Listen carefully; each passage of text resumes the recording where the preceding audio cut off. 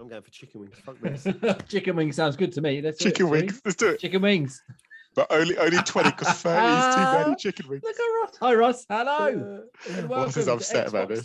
Stop fucking around, you pricks. We want chicken wings. Yes, that's what we wanted. Start the show off with a swear. Hello, everybody. Welcome to Xbox 7's X-Pod Tavern, episode 65th, supposedly. I am Jamie, and I'm once again joined by MPV Graham. Hello. Million Man Ian. Hello. Ladies' favourite Daniel. Hello. And the ever-cheery Scottish Gruff Ross. Hello. How are you, gentlemen? How are you? I'm cozy in my hotel room. You pricks didn't need to edit it at the show. That's the fucking issue. violin. Oh. It's good to have just a cold open. It's straight into it, halfway through the conversation. That's the best podcast. So thank you very much for checking out the best podcast in the world. Xbox 7's X-Pod Tavern. We are episode whatever 65th. I just said. We get straight into the news this week, gentlemen. Hello. Names. Yes. Hi. Yes. Have you heard of a video game called Grand Theft Auto? Never heard of it. Never heard of it. It's a little game somewhere. Is that top-down one on the PC? Yeah, that's the one. Yeah. Running over the hairy Christians and stuff. Anyway, GTA 5 came out in 2013. And since then, they've been like, maybe we'll do another one. We'll just keep pumping out GTA Online updates with, what's his name, Dr. Dre and Snoop and all other kind of flying DeLoreans and shit. And they put out a press release this past week, giving details on the new GTA 5 remaster, which is coming to Xbox Series and PS5 on March the 15th. So finally, it was supposed to be out, I think, last November, wasn't it? Yep. And they finally got a date on it, which in March. So I'll just read through this quickly and then I'll ask some questions about it. So it's up to 4K resolution, 60 frames a second, which I don't think the last ones were they, on the One X and the PS4, and I think they were still 30 frames for 4K on the sort of upspuff machines. So that'd be nice. Texture and draw distance upgrade, HDR options, and ray tracing, as well as offering technical advancements for the latest console generations with faster loading times, 3D audio, blah, blah, blah, blah. PS4 and Xbox One players eager to continue their journey on the newest generation of hardware will be able to transfer both the GTA 5 story mode and the GTA Online characters progression in a one-time migration, which they did that, I think, from 360 to Xbox One, didn't they? You had one chance to do it, but you can't go back, type of thing. And then there'll be a free standalone version of GTA Online for both PS5 and Xbox Series X, but it will be not free one. It will new standalone version of GTA Online, but it'll be free for PlayStation 5 players for a couple of months, and then they'll have to pay for it. They haven't said the prices and stuff, so I guess that's one way of getting more people online. They're not really bothered about the single player, as they've sort of shown. We'll get into the next bit quickly in a minute, but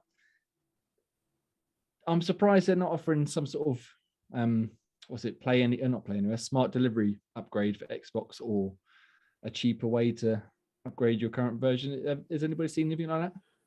Nothing yet. No, I think it's going to be a whole new standalone title. So it'll be like the 360 and the One. Yeah. I think this Series X one's going to be a whole new standalone title as well. See, now Rockstar, I mean, they can pretty much do what they want, but that's a bit cheeky, I think, making people, especially as a 9-year-old game at this point. How much is it going to be, actually? Have they said any? Again, there was no pricing that I saw, but I would imagine the Xbox One version was a full price release, wasn't it, I think? Yeah, it was about 40 quid, I think it was. Yeah, so I imagine it'd be 40, 60 quid. But then if it's like 25, it's not too bad. But then it's, as you say, it's Rockstar. They will do as they please, and unfortunately, it's everybody will go. Show. We'll go. Okay, thank you. Can we have some more, please? Yes. Which is not consumer friendly at all. However, they do as they do, and we pay for it. Yeah, so far so much. There's no added single player content, I don't believe, because they haven't done any single player content. But you would get all the online upgrades and the DLC for that and stuff, which I think is free anyway, and all the missions and stuff. Yes. I don't think you have to pay for any of that, no. Or achievements. Chivos. So going off Chivos, Ian, will you be playing it again when it comes out in upspuff version? I'll play it again now, upspuff version. Will I complete it and get all the achievements? Probably not. I didn't bother with the one version, so I doubt I'll bother again. Completing that, probably GTA once is enough for me. I'll probably complete the storyline again, but again, very slowly. Yeah. No, I bought the Xbox One version, I think a couple of months after it come out, and I think I did the first 2 missions because it hadn't been that long at that point. Where Yeah, it's I'd already mainly played through it. online. I've been playing. Daniel, Isn't it? would you? Oh, this is a silly question. Will you play and complete GTA 5 again? Will Have I you play completed GTA 5? It's not Have you complete completed the first GTA 5? No. I don't think I have, and You haven't completed GTA 5? no, I think I got stuck on one of the helicopter missions. You know, you always get the RC mission or something like that, where you've got to fly a drone or some rubbish. I normally get stuck on those ones. But will I buy this? Possibly. I'll get that And means I don't then- have to buy it. Will you complete it? Probably Well, not. probably not. Hang on, I've completed loads of games this month. No, Daddy games. Well, no, we'll get we into that. don't. We'll get We into don't that. talk about that. Graham, how are you? I haven't really heard from you so far this evening. You all right? Yeah, I'm all good. Yeah, I'm not sure I will be buying it, being as they're taking the Nintendo approach to it, completely Ocarina of Time in the shit out of GTA about Yeah. re-releasing it. If it goes down in price enough, I might sort of pick it up and try and get back into it. I don't think I've replayed it once since I completed it back when it first came out. I don't think I've completed the storyline again since. So maybe it's been long enough to sort of try it again in the new bit. But yeah, I find it Quite- hard to get back into a game I've already completed like that. Yeah, especially for something quite so long as well. It's about 30 odd hours, isn't it, Yeah. for the campaign? Going through that again. I mean, I really enjoyed it. It's probably one of the best single player campaigns I thought I ever played. But yeah, it's long enough to not warrant going through it again straight away. Ross, tell me, will you play GTA 5 again? Oh yeah, yes, I will. But whether or not I pick it up right at the get go or wait till it comes on a sale, I'm not 100% sure. But no, I'll definitely play it again. I've played it on the PC as well as on Xbox, and seeing the difference running on PC, having it on the next gen upgrade will be quite a nice wee addition to what it currently is. Yeah. So the only thing that's sort of not souring me on this, because I probably will, like Gray said, if it goes down in price or something, I might pick it up down the line. But even though they've announced it as March 15th, what are we now? February 6th. So what's that? It's 5-6 weeks away. I don't think they've shown any screenshots. They've shown no trailers. They've shown no specific details other than listing, up to 4K and 60 frames and stuff, which is basically what they did for the remasters of the trilogy, wasn't it? They didn't show anyone anything before launch, and we got it, and it was like, what the shit is this? Like, you shit a bit right here. And obviously, I know GTA is a more modern game, and they've already kind of done half of the work with the Xbox One version and, like you said, the PC version. But do you think there might be something they're trying to hide again because they're not? I think they're. I a think couple of weeks away. I think it's more the fact that what people are like on the internet. They'll probably do a comparison, and they'll be like one screenshot which looks exactly the Yeah, same. exactly. As that And that's version, what they'll pisses go, me look at off. this, all the same, and they'll just cascade like, oh, this is stupid. It's not the same. So rather than that, I think they're just keeping their cards close to their chest for now. They know people will buy it. Yeah, exactly. Well, yeah. With GTA Online as well, I don't imagine that will change all that much other than getting a bit of a visual up stuff. Have they said anything about more players or something? Because they upped it when they put it on the Xbox One, didn't they? They did. I don't know if they're upping more players, but I don't know if they're even letting you play with other people. So if you go to Series X, can you play with the other people, other peasants? Yeah. The previous people who bought it fucking 3 times already on every other Yeah. console known to man. So we'll see what happens with that. Like I said, March 15th for Yeah, that it'll be release. interesting because if it's great to have a new version. Well, is it great? That's a loosely question there. But if I can't play with people who've got Xbox Ones, then I probably won't buy it because most of my mates still got Xbox Ones, and that's what I play Xbox GT Online with. So I have to go old school. I can't go new school So they're until saying everyone else gets upgraded. so GTA 5 is at the moment it's like cross-platform and cross-generation. So PS4 can play with PS5. So I can't imagine there won't be any issue where like the standalone. I thought you couldn't play with 360 people. It's not. No, you can't play 360. You can play PS4 and PS5 those. And then so you Oh, could do one in series Yeah, but they're not console. played. So I would imagine that when they bring out the sort of puff version, it'll still be able to be played. Yeah, that's it. Well, Back again, to that's what you hope. Fingers crossed, eh? So March 15th for that. Might play some more GTAs if it looks good enough, and if there's more to it than just looking better, I might be tempted to jump in earlier. But That'll be. I think. we shall see. I think for me, based on how quick I'll get it, it'll be like a digital foundry job. So once they do their whole breakdown of it and how it looks, then I'll maybe be more convinced. But like you say, there's going to be people who are going to take one still shot of like the fucking, was it the Vicewood sign or whatever it is up in the hills? The Vinewood sign. Vinewood sign. Yeah. They're going to take one still shot of that on a On the Xbox. terrible frames. Yeah, on an YouTube video and Xbox go, One, and then they're going to take it out in the new fucking standalone high resolution fucking Series X version and go, oh look, there's no difference. It's just Rockstar's taking money.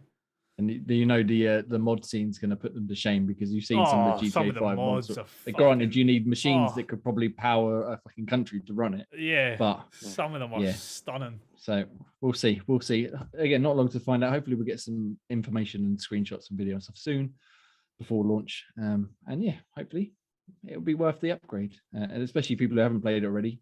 I mean, it's like I said, it's been out. It'll be 9 years this year since it was released. So some people have going to come into age, and they should play it if they haven't played it for the first time. It's probably the best version. As part of the update letter they put out thing, they also announced that, well, I'll just read the paragraph.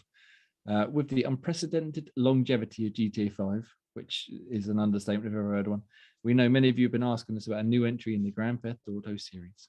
With every new project we embark on, our goal is to always significantly move beyond what we have previously delivered. And we are pleased to confirm that active development for the next entry in the GTA series is well underway. Look forward to sharing more soon, blah, blah, blah. So with that tiny little paragraph, they kind of set that fucking Twitter alight. GTA 6 confirmed.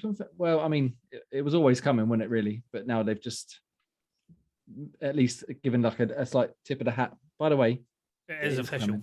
yeah. It's very out of character for Rockstar, because generally they don't announce anything till it's basically almost out, do they?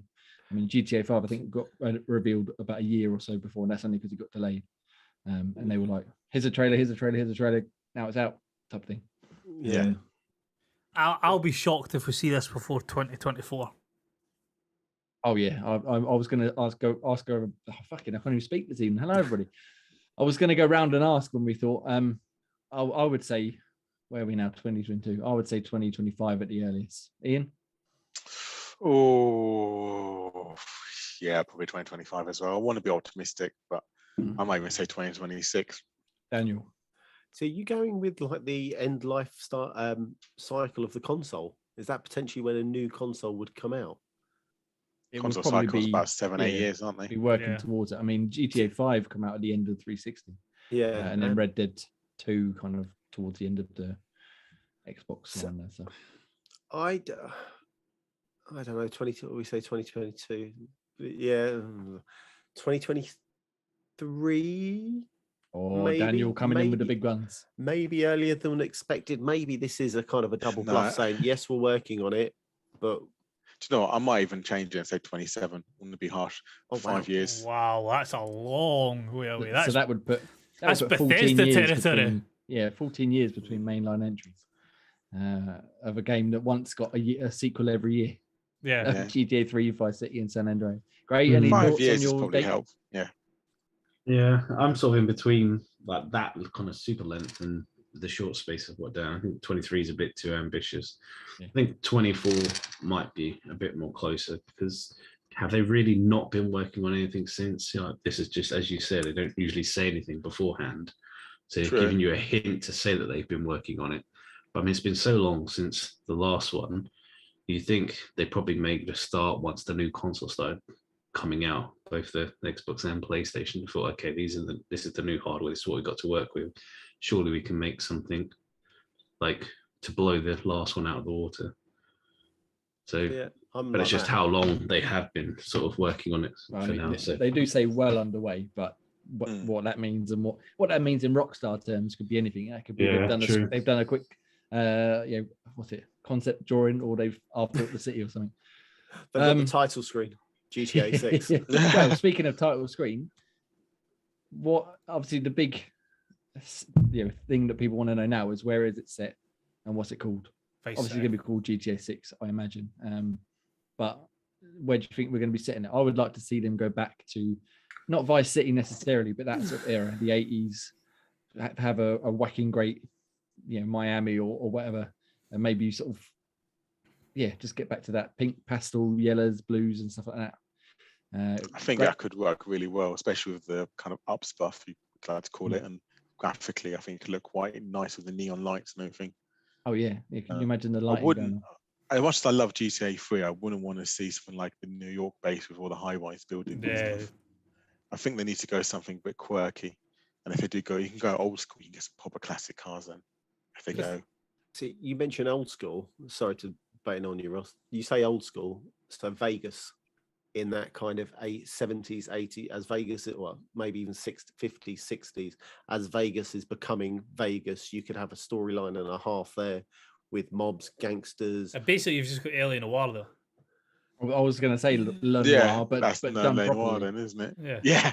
You're going too far back. You can't go that far back. 70s is the latest you could go back. Yeah, you can't go too, Maybe 80s, 90s, that'd be quite fun. Well, yeah, 90s 80s, music, 90s. probably quality. Well, 90s, what would you class 90s would have probably been That was San Andreas. San Andreas. Yeah, true. So I guess you go noughties then. And noughties was, which you'd probably say 3 was noughties if you're being honest. Yeah, 3 then. And I suppose you go in Five was more you want to modern. go pop culture, don't you? So Vice if you City, go what was Vice City? 80s? 80s, yeah. Yeah. Yes. Gray, any thoughts on where you'd like to see a new GTA? No, I'd like it to be probably a bit more modern now. Well, you've kind of covered all the other territories, and they have done one in kind of each area. London. That kind of London. Yeah, so maybe a different country, perhaps. GTA London Japan again. Yeah, I was going to say we've had London in the top-down 2D ones. They did 1970, wasn't it? 1976, I think it was something like that. They've done Japan, yeah. Yeah. Or was it China they did? Chinatown in the Chinatown. mobile one, yeah. Yeah, so yeah, no, different, somewhere away from America would be good. UK or proper Japanese one, or even Europe's. Get a couple of countries. Italy, or Italy, them France, together. or something. Yeah. going across Europe would be quite cool. That actually, now you mention it. Yeah, well, it's for Italy as they love their gangsters so much. Why not Sicily or Italy or something like that? Yeah, it could be interesting. So we'll see. Could work, yeah. Like I said, we're going to be waiting a hell of a long time, I imagine, to hear anything about it. But And I imagine we'll talk about it again once we get one little tidbit. Exactly. yeah, when they finally show a fucking vague screen, a blurry screenshot that's been captured off screen by someone in the back of an audience with a little camera phone. With a camera, yeah. It's something to look forward to. So new GTA, old GTA getting re-released yet again very soon in a slightly upspuffed version. Hopefully it'll be good. Cool. Should we move on to the next story, gentlemen? Let's do it. Next story, please. Okay, the other biggest story, I guess, this week was Sony buying Bungie, the developer of Destiny and the original creator of Halo. And before we get into it, I'm assuming they were jokes. I hope they were jokes. But did you see the amount of people writing, "Oh, now Sony own Halo. What are you Microsoft boys going to do?" Yeah, I take it they've never heard. I take it they've never heard of 343. No. Yeah, again, I'm hoping that it's jokes, but I saw it far too often for Yeah, I know. I was like using brain cells over it. So what the fuck? No, you basically own Bungie, which is basically you own Destiny 2. Yeah. So, And then have you seen the big, like, I was reading the Q&A about Destiny 2. Have you seen what they're saying about Destiny 2? No. Yeah, nothing. Regale us. They're not getting any benefit out of it. Everything that's going to be coming for Destiny 2 is going to be coming to every console, whether it be Stadia, fucking Xbox, PC, PlayStation, whatever. So they're getting no exclusivity in it. They're just going to take a cut of whatever Destiny 2, that free-to-play game, makes. This is a very strange deal, because obviously last week, or so the week before, we had the Activision Blizzard bonanza, and Bungie, Sony bought Bungie for 3.6 billion. But as you were saying, reading through what they were saying about it, this effectively is, they haven't bought them so much as partnered with them. Yeah. So they're still going to be releasing multi-platform. They're still going to be releasing, as you said, updates for Destiny across all formats. Their next couple of games, which are already in works, are going to be on all consoles. And they've said anything else they're going to work on, it's going to be cross-platform as well. Yeah, it seems a very strange type of deal. And they've also got, funding from, I think we said the other week, Tencent, I think it is, or NetEase, one of them. And I think Epic as well, with like giving them there's another company. So Sony have, again, sort of chucked a load of money at them and gone, we'll be your friend, but yeah, you can still be friends with everybody else as well. Don't worry. This seems more to Bungie's benefit as opposed to Sony's benefit, because Bungie are looking to develop some sort of film, aren't they, or TV series, which that's why supposedly, as the rumor mill goes, they're partnering with Sony, because as this was announced, all of a sudden job openings at Bungie kind of opened up tenfold. and they listed a shed load of jobs. Yeah, and as you said, Sony have got that sort of expertise in film and that. Yeah, and apparently they're also leaning on Bungie for expertise in them building massive online worlds like Destiny and like the multiplayer of Halo and stuff like that, because they want to release, I think it's something like 16 massively multiplayer games, like Sony wants to release about 16 in between now and 2026 or something, of various genres, and obviously Bungie have got a lot of experience in that aspect. You know it would be a real kick in the nads for like Microsoft though, because it's like Microsoft don't have any companies that can really do big, massive online multiplayer worlds, can they? I mean, Blizzard, apparently Warcraft, I suppose. Blizzard, but fucking hell, like what? I mean, that's what it's like. Yeah, Diablo as well. I mean, like you've got Bungie to make Destiny. Go you. We've got Warcraft. I mean, like Destiny isn't even that great of like. Yeah, we got Mr. T, so you know. Yeah. So yeah, and we got Ozzy Osbourne. There's not. Like I said, there's not really much.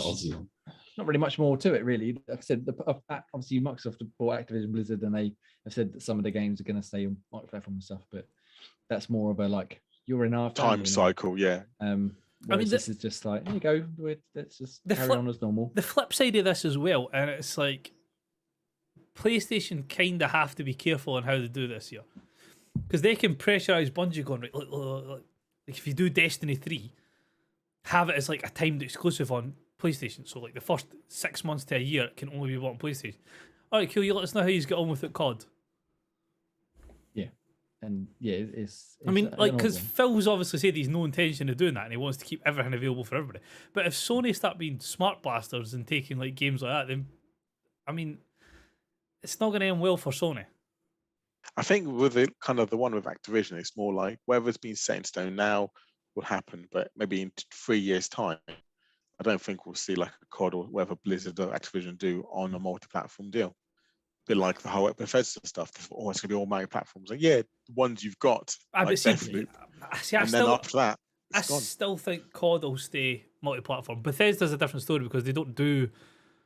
Well, Fallout 76 we won't talk about, but they don't do like online multiplayer games that are going to be constant earners. I just think Microsoft, that's cutting your nose off to spite your face by taking COD away from PlayStation. Yeah, I think I've come round to be more on your side, Russ. It's think easy money. More into what Phil was saying, yeah, it might end up sticking around on other platforms. At least, as you said, the multiplayer side of it. Maybe I just hope when they do it, it slaps a massive big Microsoft and begins. Oh yeah, yeah. Like as soon as the game starts, look, instead of the Treyarch symbol appearing, it's just a massive Microsoft Xbox Game Studios up. Much like they did with the MLB The Show. Yeah, MLB. You first load up PlayStation. Fuck off. Speaking of MLB. Segue. Oh, he did it. MLB The Show 22. It's coming to Game Pass day one. Pause again. Pause. I want to wait to hear Jay butcher this player's name. No, I got it, mate. Don't you worry. Don't you worry. Go on, let's do it. So MLB The Show again. 22 coming to Game Pass day and date. Is it April sometime? Yeah, it's April. Yep. April sometime. Whatever date. I'm not going to play it. But they announced a cover star of Shohei Ohtani. Good man. Which I think is not too bad considering I can barely read the English words on the page half the time. So if that means anything to you, happy days. He is an absolute freak of an athlete. He is a two-way player and an exceptional two-way player at that. I know exactly what that means. Graham, are you excited about my MLB The Show? I didn't even play the previous one, to be honest. Yeah. Yes, he gets two bats at once. Yeah. Just that. Swinging around. He's a buy player. Yeah. It's two pitches at once. You can just smack them both. I didn't play the last one previously. I struggle with kind of baseball games. You can put it in the same category as rugby games and cricket games, as those sport games that are played with like hardcore fans only. Yeah. Like handball 21. I tried to play the rugby one. Oh, fucking hell. Yeah, Why did I even bother thinking, I'll do a favour. It's been a while. I watched about 10 minutes of rugby the other day, and that was about enough. I was like, this isn't even fun to watch. I kept getting fouls, like you put your hand in the ruck. I was like, I want to get the ball. Why am I getting a foul? It's a penalty. Penalty for penalty. the- Speaking of rugby, Oh, the fucking Scots beat Calcutta English. Cup. Yep. I was rooting for the I Scots. also know what that means. Exactly. It's a big like teapot.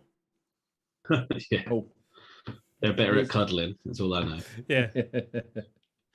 Cool. Well, that's about that really. I've lost any input before we move on? On MLB, It's the wrong shaped ball, and It's the Baseball, circle no you thank you. jumped to. yeah, On I'm talking about MLB. rugby, and now the baseball one. I'm whatever. Dan Bat it can't, out. Dan can't deal with when the balls are too small.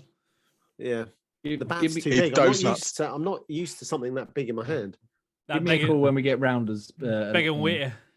And I'll be I mean, in. surely Right. round is similar to baseball. Yeah, I know, but but you got a it's- shorter. It's the one that kids play in it. It's easier. Yeah, you're not dealing with 100-mile-an-hour pitches. Yeah. and it's a tennis Yeah. ball, isn't it? Something like that.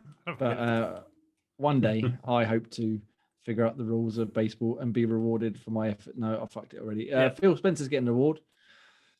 Because you're a Lifetime fucking Achievement legend. Award.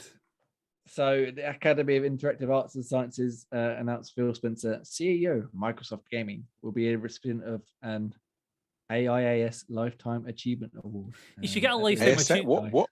You should get a lifetime achievement ASMR. award just for the simple fact of bringing Xbox back to where they are compared to where they were left. Which Basically, yeah. which award is it?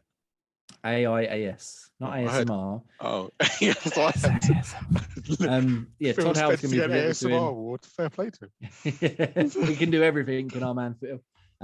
Yes, he's getting that Thursday, 24th February at the DICE Awards in Las Vegas, and Todd Howard will be presenting it to him. Previous recipients of the award include, I'll just read out some ones you might actually have heard of. Howard Lincoln, who used to be the president of Nintendo. Satoru Iwata, likewise. And I don't know the rest of it. Actually, Ken Kutaragi, who was the man, I believe, who designed the original PlayStation. So it's Nice. some decent company.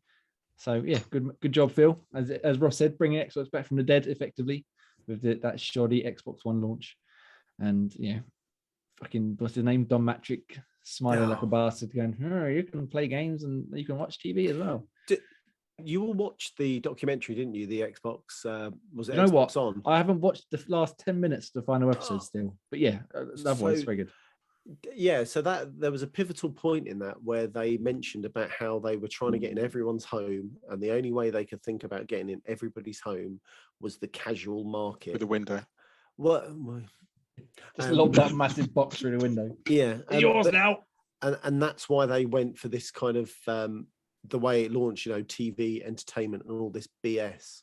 And it's TV. great. TV. Yeah, and it's great how Phil turned around and kind of scrapped that blueprint and turned around and put the players at the center, and then everything else has shot off. All the ideas has spurred off that one thing of there's the consumer, there's the customer. Now let's fix the rest. Yeah. And all the As spokes have it fallen should be. into- Everything is complementary to the gaming, not you can play games in it. But here's a television. The funny thing here's- about it was they tried to push digital, like you can buy your games digitally, all that stuff, really, really hardcore on that. Yeah. And that was like 9 years too early. Because look at it now, everyone just buys games digitally. Like me putting a disc in, fuck off, mate. Yeah. Yeah, that's it was too early. But that and the digital age kind of helped. Like everything's streamed now. There's apps for different kind of streaming for your TV, for your films and stuff. So you're not plugging in digiboxes and Sky. Yeah, and they Virgin, all the other they cable tried boxes. that way too early, I think, and that's But what's wrong with it. But I think it does help that you can game share. Oh even yeah. though you possibly done not that meant before. to. So if we're blunt about it, if they turn around and went, you can't game share, would you necessarily buy your games digitally? Because we all know it would be Much obviously cheaper. Microsoft rewards. It's cheaper to go down the shop and go get it. Yeah. Yeah, true. Those two factors have completely changed the way we play games. When they originally announced it, there was talk of like a family share, wasn't there? So you could share. I think they said something stupid like up to 10 consoles. 10 you could share people, your yeah. games, which obviously Then they is more than what we realised get now. shit. But yeah, I mean that's a bit ridiculous because I'll buy a game and then basically all of us could have it for nothing. Yeah. So yeah, I mean we're still buying games stuff, but Yeah, I think they went a bit too far with that. But But it's cool that they got ways around it now. The kind of weird kind of thing. There is ways around everyone sharing games.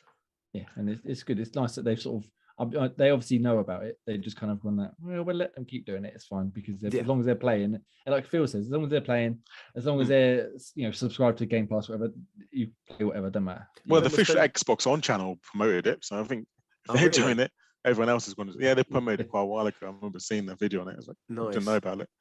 Nice. But the funny thing is, so many people don't know about it still. It's crazy the amount of people. The game share where you can add your home console and vice versa. Yeah. What you and Dan do. Oh yeah, right. Sorry, I thought you meant there was something like extra on top of it there. No, Ross thought he was missing out on something else. I thought I was like, can I just share this to everybody here? Just so am I having to do a video for that as well? yeah. So speaking of video and TV, they've stepped well away from TV, as you said, back to the gaming. However, one TV element remains. That is the Halo TV series, which was, I think, originally announced when they released the Xbox One as part of their whole deal. So it's coming to Paramount Plus on the 24th of March, which is, for us anyway, we're out of luck because it's not available in the UK, but supposedly it's supposed to be out early 2022 for us. So hopefully this will tie in together. There was a new trailer. I must admit, I was going to watch it. I haven't got around to it. Currently playing on the podcast at the moment. Cool. Good. Have anybody watched it beforehand? Any thoughts on it? I loved it. Kind of conflicted with it. I mean, it looks fucking awesome, but there's too many bits of it that look too CGI for me. Yeah. Like, obviously, I wasn't expecting somebody to be dressed up as the fucking Arbiter, but just some other parts that look a little bit too animated, like some of the backgrounds and things like that. Yeah. Don't get me wrong, I'll still watch the shit out of it because it'll be fucking awesome. But it was maybe a wee bit more CGI dependent than I thought it was going to be. Well, I suppose everything is now, don't it? Yeah. Especially something like this based on a game. Gray, any thought? Have you watched it yet? Or watched I hadn't, but yeah, no, I could see what Ross is talking about, the CGI, but it was always going to be CGI heavy, wasn't it? It could not be. I mean, long are the days where they sort of hard grafted sort of costumes and had to look around these kind of things. But considering it's a mod, like a futuristic kind of style, it was always going to be CGI heavy. Happy that they've kept Cortana though. It's Cortana's the original voice actress that's doing Cortana in the program as well. Yes. However, her model has upset a lot of people, isn't it? I don't think anyone's died, Daniel. No, Cortana. I thought the voice of Cortana died. Yes, I think in the game, the Brazilian. Yeah. The Brazilian voice actress for Cortana. Oh, the Brazilian. died. Okay, Yeah. right. I thought it was something like that. Yeah. Ignore me then. Yeah, it wasn't the one that we all know. Poor Brazilian actor. Dan doesn't care about you. Yeah, exactly. Fuck off. Brazilian Cortana. Her face model has upset a lot of people. I mean, it doesn't look much like Cortana to me, but it is what it is, isn't it? I suppose. People are never going to be happy. Let's face it. That's the issue. That's one of the things of like, how worse are you going to do? They tried their best on it. I think it is what it is. I saw some people calling for it to be Sonic the Hedgehog, but considering it comes out in a month or just over a month, I don't think that's going to happen somehow. So it's not as bad as that though, as well. No, yeah, it definitely looks a lot better than that fucking shit show. The original Sonic looked fucking terrifying. I know. It was horrendous. I can't wait However, for the new one though. we ended up with a decent film. Yeah, and the new one. We did, is yes. out again in April, I think, isn't it? It is a new one, yeah. March, April, yeah. Yeah. So yeah, cool, nice. Speaking of movies, we're going to go watch the Uncharted movie next week. Very excited about that. That's going to be awesome. Jealous. Yeah. Very excited about that. There's a place in Edinburgh that has one of the most amazing cinemas I've ever been to, and that's where I'm going to go and watch that. It's not got any seats. It's all big sofas, all electric recliners. You get I thought you were going to say You got to stand up. Yeah. Standing room only. You get table service throughout the whole thing, so like your drinks get brought to you, all your food gets brought to you. Fucking amazing. Dominion Cinema. It's amazing. Nice. Bit far They for got us to similar go, that. They however. got similar here in Addlestone Lightbox, whether it's called Light, whether it's called. Yeah. In Nice. Addlestone. Anyway, so we'll Similar. go watch some films and we'll report back next week once we've seen it all. Was that it for news? Oh, I suppose we better carry on with Halo, really, real quick. So last bit of news for us this week. Halo, Joseph. Oh fucking hell, what's his name? Statham. Thank you. And why can you butcher some names? You got that fucking baseball one right. I know. That's because I was trying to read too quickly. He said in November we said we'd have a Halo Infinite update on the seasonal roadmap co-op Forge in January. It's now February, obviously, and he said they need more time to finalise our plans so we can share something with you. Blah blah blah blah blah. Basically, they've delayed co-op and Forge and stuff. I really hope it's a little tactic where they go, we're delaying and telling you, and then when they do tell us, it's like, oh, it's now. Go do it now. Go play co-op now. They've got to have it, like you said, where it would just be like, and co-op is here. But at the same time, as he said, they promised updates and they promised it would be, I think they said 3 months, didn't they? Which this month will be 3 months. I'm not sure how long I can hold out waiting for co-op. That's my main, I'm trying to wait for co-op. Not play it, wait for co-op. Yeah. But I really want to play it. So I'm waiting to play it again. Yeah. So I can play it in co-op. Yeah. So I can get. I can't wait to get angry at you, Jay, at every point. It's a really what? So what the hell's this got to do with Jason Statham? I just realised you just read the name completely wrong. Joe Statham. Fucking ruined it. Joseph Statham. Good man. That's what I mean. How did you get that name wrong? Fucking the baseball player gets. Well, if Shohei Ohtani was doing it, I'll smash it out. It's fucking done. What's the flip side of this story that's at the back part of there is what they're saying about, obviously, about the how the next part to do with the Halo story there about the retention of players. Yes, I kind of feel like that's a non-story. Yeah, I was going to get into this because I wasn't sure whether to mention it, but I thought I'll include it anyway. So, yeah, as you were alluding to on Business Insider, they say the long-awaited Halo Infinite game is struggling to retain players. And they go through saying, Halo, blah, blah, blah, delayed, biggest Halo, blah, blah, blah. As of January 25th, it totaled 20 million players, according to Microsoft or 343. But on Steam, the players averaging about 30,000 a day, which is, I think there's further down the article, something like it's not even in, it's only just about in the top 100 of the games on Steam. But so how many Steam isn't really where you would play. Yeah, how many players are playing it through the Xbox app?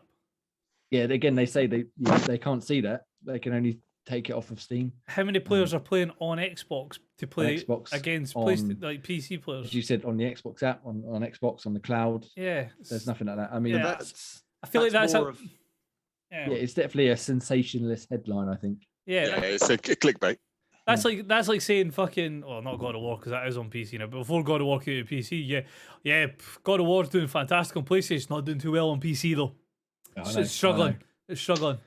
Outrageous. I was going to say though, doesn't that say that it's sold more 30,000 games on Steam as opposed to people playing it, which is quite good considering you can get it for free on your Game Pass. Yeah. Well, I think when it first came out, it was something like about 200 and something thousand players, like concurrent. So they've sold a hell of a lot of copies on Steam. Yeah, it's just everybody sort of dwindled since they've obviously finished the campaign, and maybe not so into the multiplayer. Even though I think the multiplayer is the best it's been. Oh, the multiplayer is fantastic. I love the multiplayer in Halo, and that's the first one since about 3 that I've enjoyed. Yeah, I've been playing it this week, probably almost every night, I suppose. And I haven't struggled to find a game. I've struggled to find a decent game, I should say, where it's fairly sort of pitched against players of my own skill level, i.e., very low. Basically, we get lucky when we play with Dan, and then low gets down. I was going to say, you feel like a fucking MVP every round. Right, hang on 2 minutes, gentlemen. Who carried the team to almost victory last night? Just out of interest. I just want to highlight the in one game, almost victory.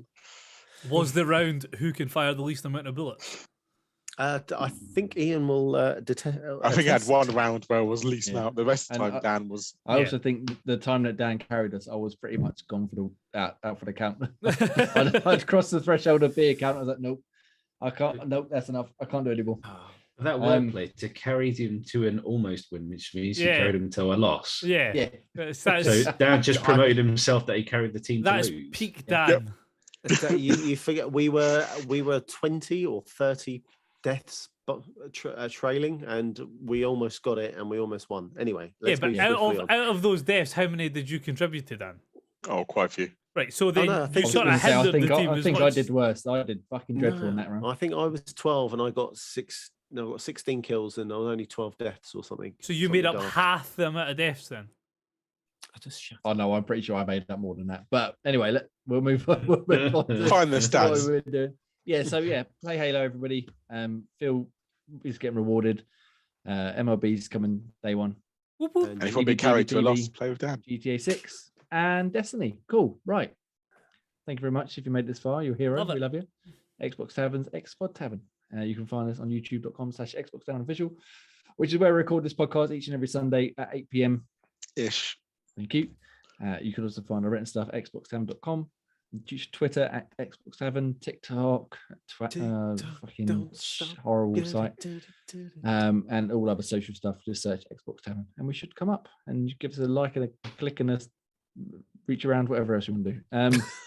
And you can find our good friends Insert Coin Clothing at insertcoinclothing.com. And you can get 20% off with our code Xbox Tavern 22 for the entire of 2022. Whoop, whoop. So obviously it doesn't include sales, all discounted stuff, was it gift cards, etc., etc. Count sales, it's not discount. Not But yeah, not check discounted him gift out. cards. go check them out. Great clothes. I'm rocking me Life is Strange t-shirt. Life is Strange. I can't remember what game's from. One of the many.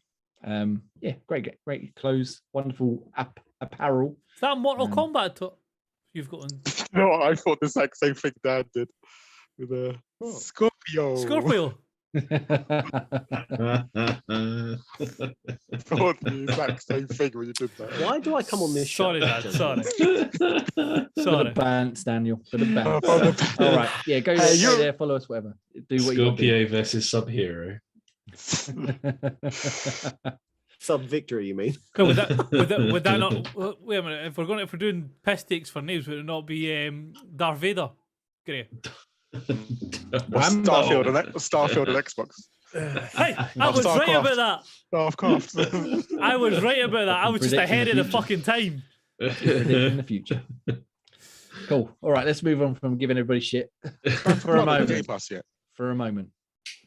And let's get into the question of the week, which is one of our 30 game video day 30 video game challenge questions, which is a game that no one should play. So this is I a title that we've played, and for some reason, and we think, please spare yourself the pain. Do not play it. I'm going to go with Daniel first because I'm not sure if he understood the question or if he's got a good answer for this. So Daniel, tell us. Thank you, Graham, for adding my answer in. What game did he put? Oh, you don't even want to know. So, as you're making me think on my feet right now, a game that people shouldn't. Oh, one game they should play. No one should play. Yeah, No one should play. Would be my guide Destiny, because I hated it. It was shite. But Daniel, they've just been bought for $3.6 billion. And Can't be that bad. Yeah, no, I'm not. I wasn't a fan of Destiny. I like playing multiplayer games. Just never partied up and played multiplayer with anyone in Destiny. I just didn't like it. No friends. I've got no mates. That's what it was. There was no mates, and don't like it. So Destiny, not Mario Kart. I mean, as Graham put. Yeah, I mean, I'm slightly on your side. I didn't mind Destiny, but I wouldn't recommend it to anybody. No, I enjoyed it, so I want to feature that. Too much rinse and repeat for me. Too much. When you have friends to play with, it's amazing. If you're playing your solo, then no. Oh yeah, it was terrible solo. But in a group, it was good. I played it solo, and it wasn't a game. Did not enjoy it at all. So yeah, that's my pick. Nice. All right. Don't make me take it back. Seeing as Graham's trying to mess everyone up. Graham, what's your answer? My one, I'm trying to go with the actual spirit of the question, and that means no one should play, as in, regardless if you're interested in that genre, no one should even touch it. And that's the game Vampire Reign that was on the Xbox 360. One of the worst abominations of a game I've ever played. And it's the fact it was like released at not one of these pre-release broken as hell kind of games. It's just, it's sort of stealth, and it gives you a gun that does nothing against vampires. It's like if you're seen, you might as well just be sort of sneezing in their face to try and kill them. And yeah, the graphics, like very sort of old school time Crysis-y kind of blocky kind of graphics, and it's just It awful. looks shit. Yes, it was the saddest purchase ever. What is this? Oh, this is fucking. I mean, Yes. don't get me wrong. The cover art for I don't know if it wasn't the UK version cover art, but it looks fucking good. And then you play the game and it's Yeah. like, oh. I was completely sold a kipper on everything around it, and then once I played, I was oh no, this is not good. This this is abomination. I made other people have a taste of it just to get the feel of what the hell is this? You don't even know what's going on. It's like this is just shit. Yeah. Yeah, I remember watching you play that, and that looked fucking dreadful. Yeah, there is nothing redeeming about it other than the box looks all right. Yeah. The cover box. That's about it. So yeah, that'd be my pick because it left such a lasting scar on my sort of gaming history, just remembering that shit. Now, Grayman, I have a question for you. Is it on backwards compatibility? Why would I check? I think I don't want to taste that again. That would be funny if we could get it to get to play it. I can't imagine anyone has the desire to sort of bring that. I do. Up. No, God, no. It doesn't look like it is. It's not backward compatibility. Like What? Yeah. But they did it on demand. There is literally no demand. There can't be any demand for that. Oh, we should have done a campaign to get it added just to make you play it again. Oh, yeah, no. It looked utter shite. Yeah, absolutely cack. No one can enjoy that. No fan of any sort of stealth or vampire genre could just. Yeah, even I'm a stealth fan, and I don't want to do it. Yeah. I think you had a go, didn't you? Yeah, that's what I mean. Yeah, that's what I mean. That taste is enough. That's what I mean. I was like, I'm not even gonna bother trying this. Right, Ian, what did you try then? Well, I'm going to change my answer. So before you jump off on this, I was just out of curiosity what other people were saying. So I googled worst Xbox 360 games of all time. Vampire Rain came in at number 2. Ooh. Yeah. That was before even looking. I've never even seen that list, and I'm not surprised. I'm just surprised that it's not number 1. What knocked it off the list? Off the top? Resident Evil. Two Worlds. Sonic Racing. 2 Worlds. Oh yeah. To be fair, that was a bit. That was pretty cack. It was a bit cack, but I actually completed 2 Worlds. There wasn't a bit cack. That was fucking dreadful. But it gave me one of my best online experiences playing with Buzz because the black blocks. It was just a black box with a head on top floating around.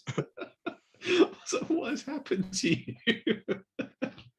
But yeah, I can see that. But that's because it was broken. Like I said, it's a bit different. The game had some potential. It got a sequel.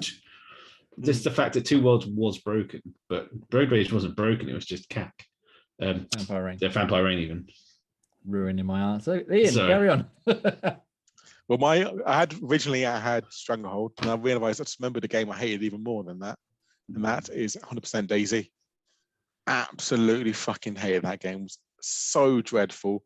You just got dropped in randomly in the map. They had no maps. You have no idea where you're going. You have to read fucking Russian road signs to try and guess where you're going. And then you die of hunger or starvation instantly because you can't find any food. That's so rare. If you want to get food, you have to kill wolves and stuff, but they kill you before you can even kill them. Fucking just infuriating game completely. So now that Ian's finished talking shite, what else is on the list? Fuck. Someone disagrees. What do you like about Daisy? Was dreadful. Daisy's brilliant. Play it with a group of people. It's fantastic. You can all starve to death. I really like the idea of it, but the same with like PUBG and it's just so long and so boring. Yeah, like it takes fucking forever to do anything. Yeah, and there's no cars or anything. You have to fucking run everywhere. It was just poor. The other one game I hated so much was Stranglehold, but I didn't want to discuss that because that's how much I hated it. I didn't mind Stranglehold so much. It was just a bit boring. It got old real quick, I thought. That's what I mean. You did the slow-mo diving. You did slow-mo dive once, and then every fucking time you had to go into a gunfight, it's like, don't forget to slow-mo dive. Like, I don't want to slow-mo dive anymore. I think I enjoyed the demo more than the actual full game of that. That's probably what I should have done. I should have just played the demo and that'd be it.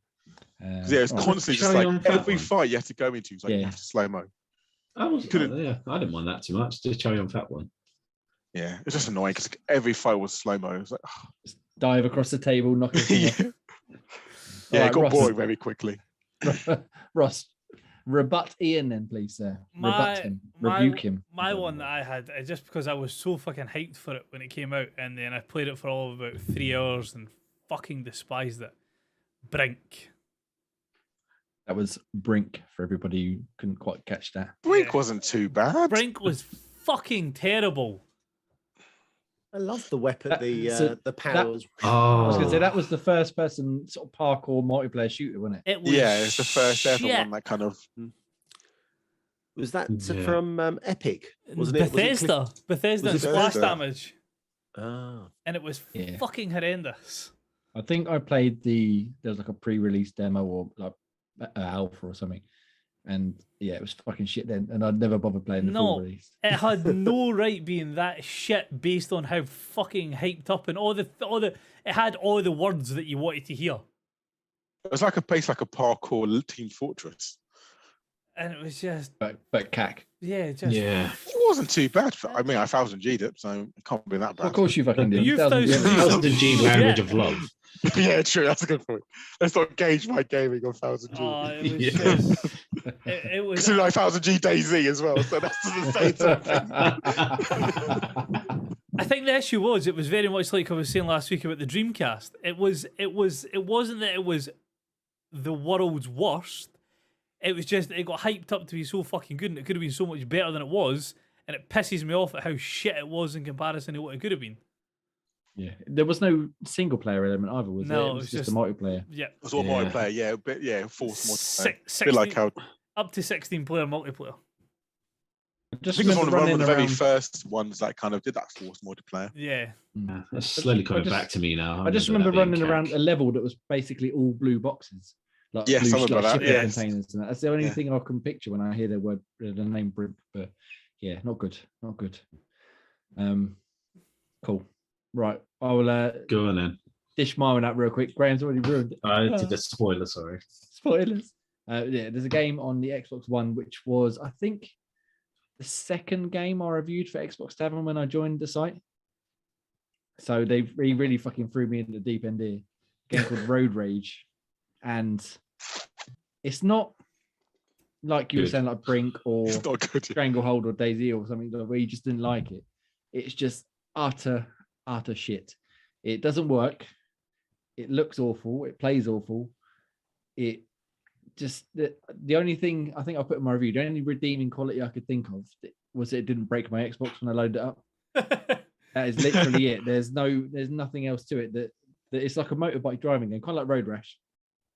We have to like race around. You can hit the opponents, the other bikers with like weapons and stuff. But the animation for the bike rider is so stiff that it almost like it's just like gliding along the road. And then when you turn, they just do that. I think there's no like leaning or anything. You can drive through the buildings. If you're lucky enough to hit someone, they either fall over or they can shoot off the stratosphere. You have to get currency to unlock missions. And I got enough currency to get to the next area. Took a couple of hours. I'll never get back. And then I went to the thing and it said, you don't have enough currency. So I literally do. I have the right amount. And you had to get like a certain vehicle or something. And I was like, I've got everything I need. And I reloaded it. I restarted the game just to be sure I wasn't missing. No, it just fucked. So it utter shit. And it just didn't work. Quite simply, there was no redeeming quality to it at all. Subjected me to that cack as well. Yeah, I think it's been updated a little bit because I played it again last year. I think because I think one of these turds installed it on my Xbox when they come round, and it's still shit. The other turd, of course, would be me. Yeah, I think it vaguely ran mildly better because it ran about 5 frames a second as well, which didn't help anything. Woohoo! Yeah, just So managed to drive through a building. utter shit. Like I said, I think it's on sale quite a lot for something like £3 or £4. Even that is a rip-off. I just yeah. I can't wait for it to come to Games of Gold just to make you Yeah. even more angry. Oh, I would rather you just take a £5 note and set it on fire in front of you and just watch it burn because that would be more entertaining than playing it. And my reviews on the website, look it up. It's fucking dreadful. I want to see what you gave it now. I think Gave quite generous score as well, but I think because 1.9. But again, that was my second review. I was trying to be nice. If I reviewed it for now, I'd probably give it a flat 0 because it's just 1.9. I'm trying to be nice. Honestly, I know. I was trying to. That's one way of trying to be nice. Anything to redeem it. There was nothing. Oh, utter shit. Utter shit. Yeah, so don't play it. If you do, don't say I didn't warn you. Cool. Well, let's talk about games we have been playing, shall we? And hopefully some decent ones at that. Ian, tell me about Taiko no Tatsujin Drum Master, please. It is an absolutely fantastic, probably game of the year so far. Currently. I mean, that's a bit strong, but carry on. Well, there's been no really new good games come out so far this year. Whoa, settle your pants. Well, I haven't played it yet, so I can't comment. But yeah, I think it's just a nice, quirky game. You know, I think it's quite old school. I think it's from Japan, clearly. But it's based definitely Japanese. I would never have guessed it was from Japan. But it's based on an arcade game when it actually had an actual drum. Yeah, it's an old arcade game. Yeah, so you have to strum left drum, right drum, or the sides of the drum. And it's all cool with kind of little quirky music. And again, you just play along as you go along. There are 4 different difficulty levels: the easy, medium, normal. Is this not just an extreme? Is this not just a drum version of Papa the Rapper? Pretty much. Right. But better. Yeah, but no. So it's got Dragon Ball Z. It's got Naruto theme song in it. It's got Megalovania, which my son absolutely loves me playing. What version of the Dragon Ball one has it got? Echana. Okay. And it's got Megalovania, which my son loves me playing every time. Cracking song. Yeah, every time it's like, "Oh, play Megalovania." I was like, "Okay." Or the Pac-Man one. Play Pac-Man, which is like some weird, quirky Pac-Man from like, which them two. Every time it's a cycle of them two. It's like, when Missy gets really annoyed. It's like, stop playing them, but he wants them. So as you said, you literally just pressing like A and B, and you to press the 2 different drum. Yeah, so it's it's weird actually, because it's like I think it's like A and X for one side of the drum, and then the triggers for the other side of the drum. Yeah. And then to the side of the drums is Y and B, or the triggers. Yeah. So it's really like it's like when you're playing it, like when you want to do like double drum, you got to like B and the trigger. And when you want to do the other drum, you got to together, you got to do A and the D-pad. So again, it's really like awkward, but you don't have to push them when both drum buttons appear. You can just push one, but you just get less score. So that helps if you control of this sideways. Yeah, I just found myself going like this on all the buttons. Yeah, I was hoping for the best. Yeah, it's kind of like put my hand doing like this in the end. So I was doing that more. Yeah, that's how I would do it. So I was doing more like that. So I was just clearly you only need to use A or B. You can put A or X depending on which one you want to pick. Oh, if you get an elite, could you not just have to sync them and just do? You could probably sync you could sync your elite to get all the proper buttons if you wanted to make it easier. I haven't actually looked into the control settings to see if you can actually change it, but for now I'm just using the default controls and it seems fine. Also works on Game Pass for PC and just uses the keyboard buttons, so it's D and F and K and L. So that's even easier. Can you double stack Chivos? You can't double stack Chivos. Oh. No, damn it! But it's still absolutely fun. Really good, kind of fun to play every now and again. My son seems to love it, so that helps him keep him quiet when I want to boost achievements. He will actually sit there and happily play their songs, even though it's constantly Megalovania. Yeah. See, I wasn't overly keen when you said about it, but the last time I played this, I think it was on the Switch. I was using the motion controls, and it just didn't quite work very well. But I quite get into it last couple of days, having a little go on Megalovania and a couple of the random Japanese pop songs that are in it. That's catchy. They're quite cool. Yeah, they're quite catchy. Yeah. Yeah. So yeah, that's good. Have you been playing anything else? I also put my big boy pants on. Oh yeah. Played the medium. Ian, tell us all about. I've been thinking about starting it this week, but I've had a few other games on the go. So I played and completed the medium. Completed it. I'm not Dan, of course. Oh, it's not a overly taxing game to complete. No, it's about 5-6 hours. Yeah. It kind of ramps up the scariness right near the beginning. Yeah. With that whole, the more kind of chasing you. Yep. And you've got to be quite stealthy that bit. Then after that, it kind of just calms down. Like, peters off a wee bit. But it's one of these things where they don't try and rely on jump scares, and they just try and make it that the environment's creepy. There was one jump scare which pissed me off because I could see because when you looked for like a little hole in the door, I was like, I know it's going to jump at me. Why am I doing this? I kept looking like, oh, maybe there's not. I was like, oh, for fuck's sake. Love it. I'm pretty sure Dad and me both had to change our pants at the exact same scene.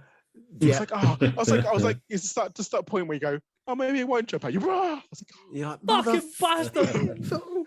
I was like, fuck's sake. And then, but yeah, really good game. I mean, actually, surprisingly, I enjoyed it quite a bit. I didn't think I would. I kind of like the whole aspect where you go between the spiritual realm and normal realm. Normal world, should I say. Yeah. But actually, really good. Really did enjoy it. So yeah, I can't complain too much on that one. It was a good story, wasn't it?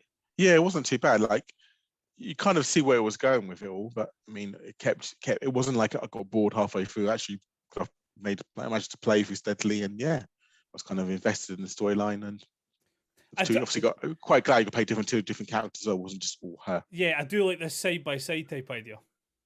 Yeah, that was quite clever. That was really cool. Sometimes I like trying to look around, like, why can't I pick anything up? What's going on? Oh, we've got to look at the other side of the screen. Yeah. Oh, there it is. Is there much combat in it, or is it mainly like environmental puzzles and stuff? There's no combat really. It's environmental puzzles. Okay. Yeah, and obviously just shielding yourself from things attacking you, but that's all really it. It's all about running away from them more, really. I didn't enjoy the gimmicky of as you had to like either cut through something, where you had to like turn. That cutting through the skin, with the thing. That was a bit pointless. It got boring, didn't it? I mean, the animation was like you could just. I think I'd still just do it itself. I didn't in the end. I think I just changed it so it automatically did it for me. Yeah, I should have done that. I didn't. But yeah, also in the insights and stuff, we had to try and find the kind of the area where you can get the kind of more information from an item. That was quite fun. But then again, that got boring quickly, so I just changed that to automatically do it for me, and that helped. Nice. Yeah, I've been tempted to start it this week, but I've been playing some other scary games, so maybe next week I'll get back into that one because I think it's leaving Game Pass soon. Or it is on the 15th, 16th. Right? Yeah, I think I got a copy of it, so I'm not in any particular rush. But nice, cool. Definitely worth a play. I mean, I think I reviewed it pretty highly as well, don't I? Yeah, I think you give it a 9 something. Yeah, but I was actually playing this fight. I was one of the ones I was like, give it a miss. I was like, oh no, I put big Pope pants on and try it. And it wasn't too scary as I thought it'd be. 8.5 I gave it. I'll play some more scary games now. Oh. Yeah, right. Resident Evil next. He said scary games, not bullshit games. Resident Evil 2, I'd have that's got a bit of start with anyway. See when it starts ramping up like Silent Hill 2, then we can talk. As long as it's not Resident Evil 5, I'm fine. 5 was fantastic. You don't play that, or 6. No, let's move on. Right, Graham, what have you been playing this week? So I've been playing my other review game, which is finally up, called Night's Reverie. Right, I've got a question about that. Is it Night's Reverie or Reverie Nights? Because I couldn't find it on YouTube at all, and I was scared I've got the wrong game. Reverie Nights Tactics. Sorry. Okay, got it.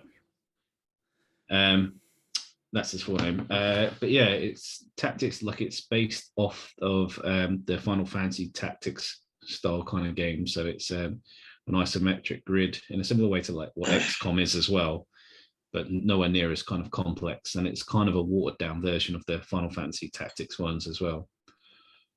But yeah, that one was all right. It has a bit of a wishy-washy story. They didn't give any sort of deep background on the characters in the story itself, so you kind of just sort of picking it up as you go along.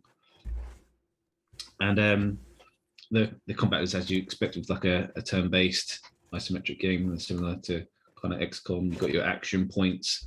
One of those could be moving, or some of your skills could be 1 or 2 action points, and obviously the more action points is more damaging.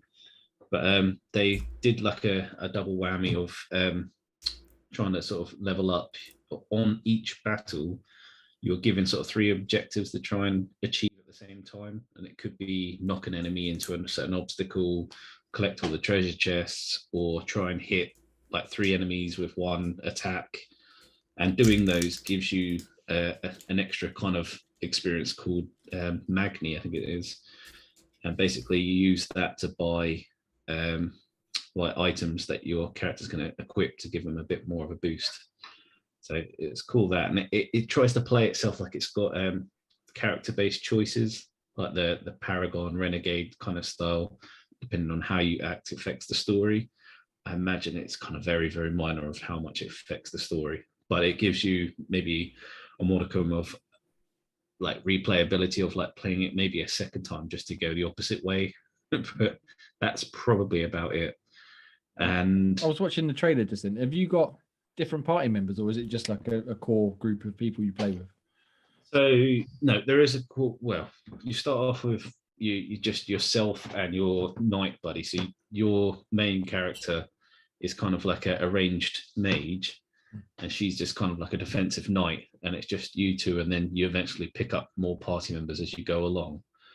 So you get an elf who's a bit more of like a rogue kind of character, and then like halfway through the game, you get the kind of the big artifact robot thing who's your healer. I mean, that should tell you much. If you play it on the normal difficulty, you have to use all items to heal yourself, and you don't get your healer until halfway through the game, which is a bit mean-spirited. But yeah, it's not amazing, but if you like kind of tactics-based games, it's not massively complex. There's a couple of irritating bits in there with the puzzles that it kind of sort of half adds to it. There was like a lockpick puzzle where you have to try and level up the pins, and you have to get them all the right level to open up a lock, and the chest is rarely ever worth it. And some of these ones can take you an age to try and do it. I think the longest time a lockpick one took me was about 15 minutes. And that's like boring as fuck, because you're just clicking backwards and forwards. It's like, we can get this, we can get this, we get this, and then, but that's nothing. There's a lightning puzzle further on where you have to light like a grid, like a star grid. You have to get these connections in the right order to get through into the cave. So you can't even progress until you get it right. And it gives you no information, no guide of what you'll have to do. You're just given a couple of shapes in the background, and it's like, there you go, work this out. It took me 45 minutes to fucking do it, just because I had no idea what you needed to do. It doesn't tell you what you need to do. It just goes, here's a lightning puzzle. There's these 3 shapes. Now work it out. Off you go. Yeah. It's just so out of place.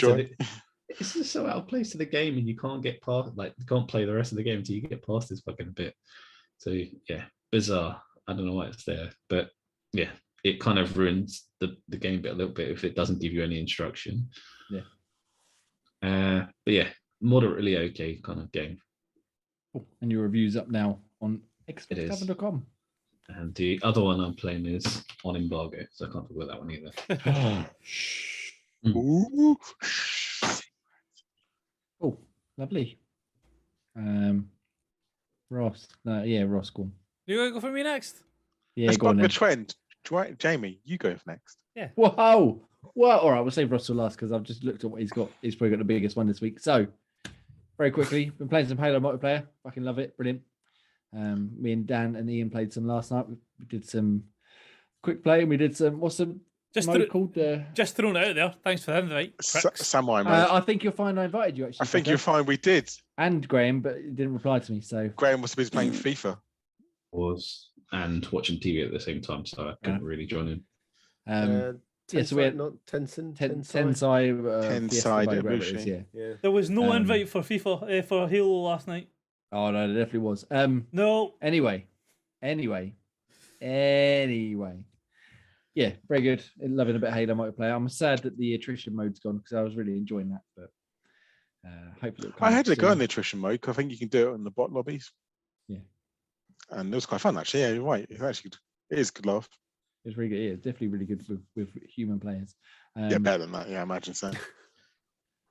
I have no friends. Other than that, I've been playing Roblox.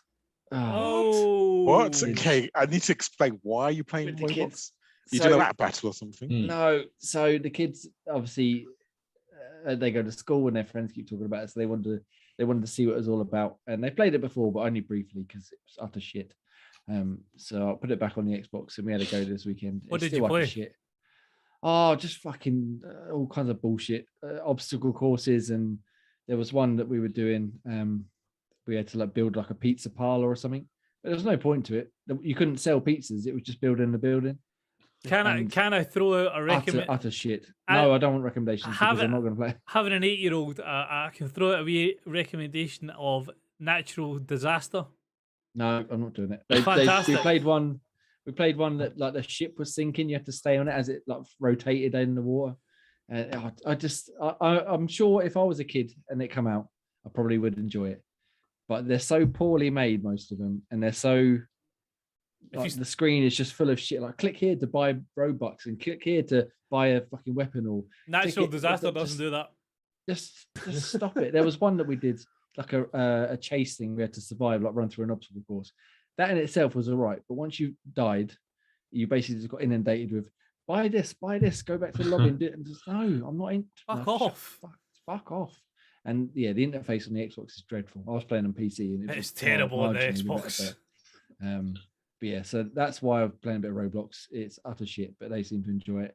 And so we had a little bit of fun. There was a few obstacle course ones which were quite entertaining for 10 minutes until it's like something like 500 obstacles.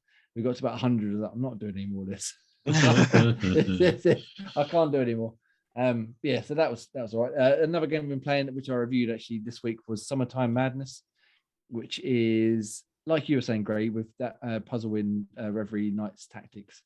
It's all puzzle game, first person puzzler, and the premise is you've been transported into this artist's paintings, and you have to solve the puzzles to get back out before midnight, otherwise he dies or something. I don't know.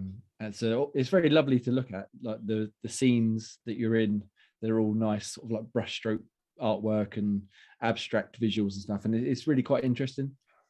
There's a lot of it that goes a bit over my head because I think they're trying too hard to be like, oh, this is weird and different. What could it possibly mean? It's like, well, you just shoved a fucking goat in a suit up your bum, and like, what difference? Like, but it's tough. Yeah, I mean, the settings generally are quite good, and especially early on. So the first, I think, 6 or 7 areas, they're not hard necessarily, but as you said, they don't explain anything, so you just try and try things and just try and figure it out. So there's the first one is on a boat, and you got to open a door to get to the next level, but the switch opens that door but closes the door in front of you, so you've got to try and figure out a way of getting around it, opening the door and then getting back round, and you end up, as you unlock it, you unlock a second floor to the boat, and then you unlock a bit coming off the boat, and eventually you get to the exit by working your way through, and it's quite cleverly done.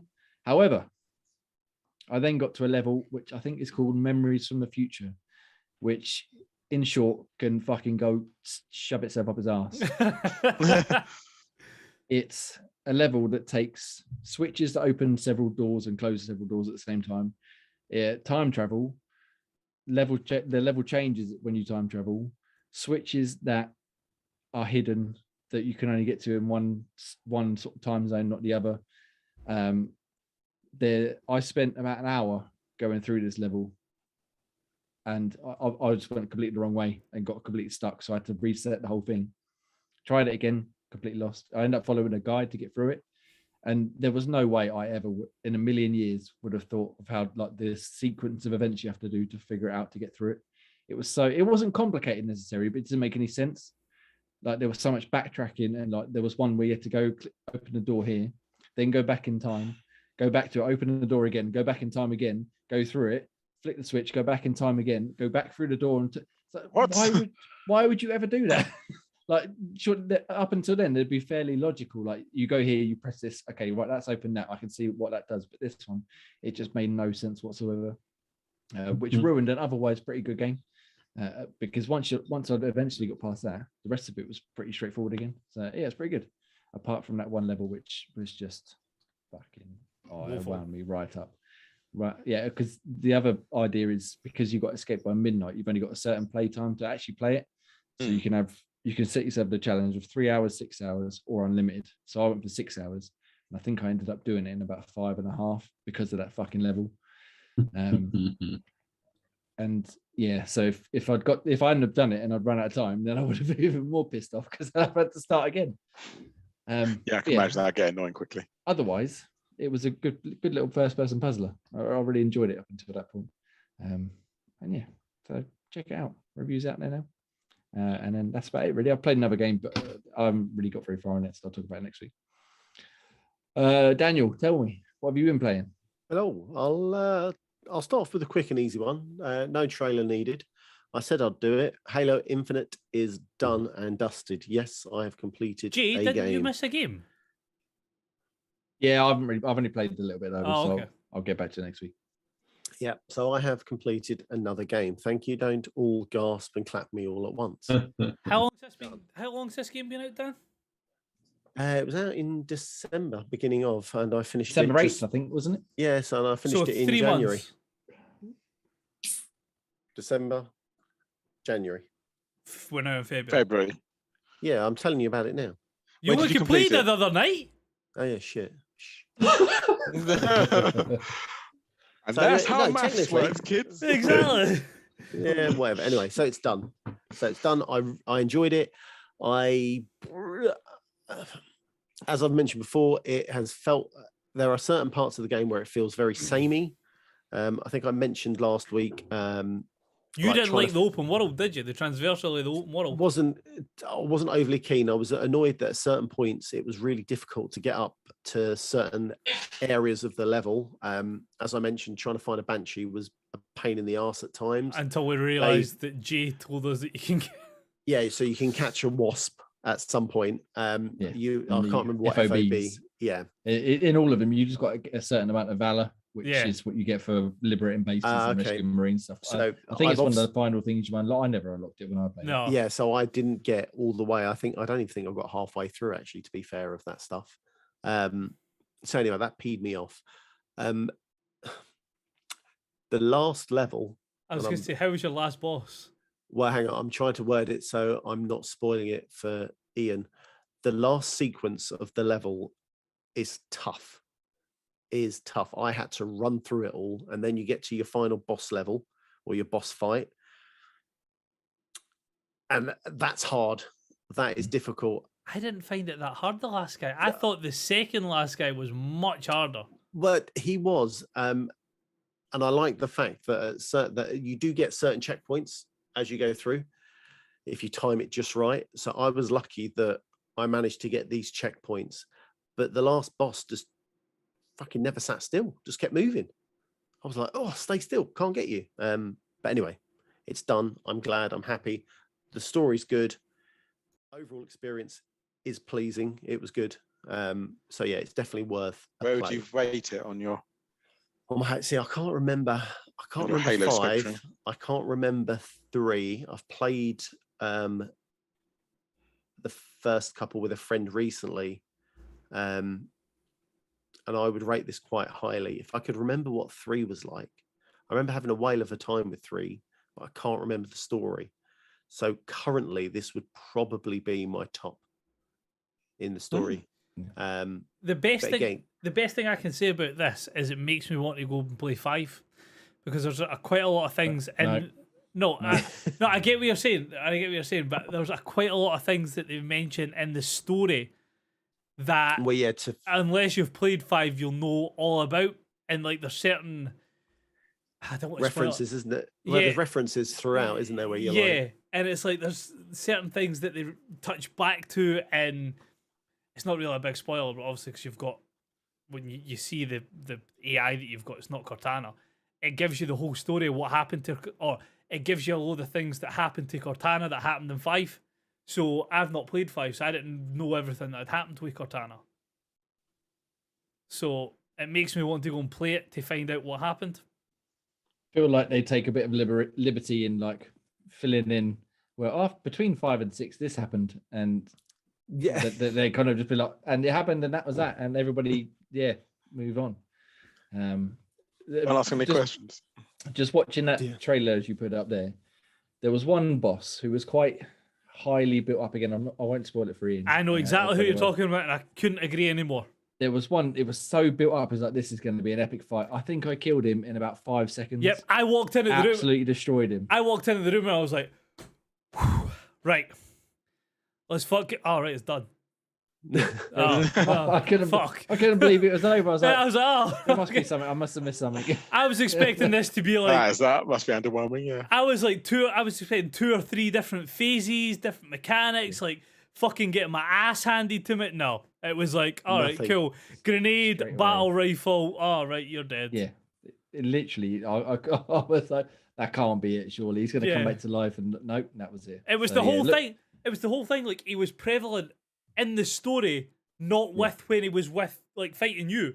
So he got referenced Yeah. at loads of points. You're like, whoa, well, this fucking Billy Big Boy's Ready. over here. This guy's ready gonna, for this. this guy's gonna kick in the. Yeah. No, he didn't.